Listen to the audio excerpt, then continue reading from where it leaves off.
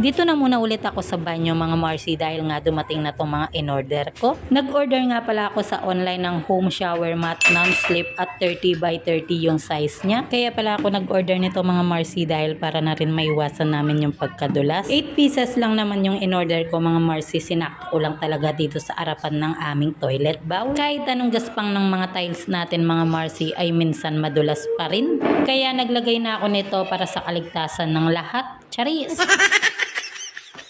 Payo ko lang mga Marcy na dapat sa araw-araw ay nalilinisan yung nasa ilalim niyan. Dahil kapag yan ay hindi nalinisan, mangingitim at mabubulok yung nasa ilalim niyan. Ako mga Marcy, ginagawa ko sa araw-araw bago nga ako maligo ay naglilinis muna ako dyan sa flooring ng aming CR. Abay, tignan nyo naman mga Marcy at bumagay sa aming CR yung mga napili ko ngang kulay. Kung bet nyo rin ng ganyan mga Marcy, ilalagay ko yung link dito sa comment section at nang maka-order kayo. Happy talaga yung mami kapag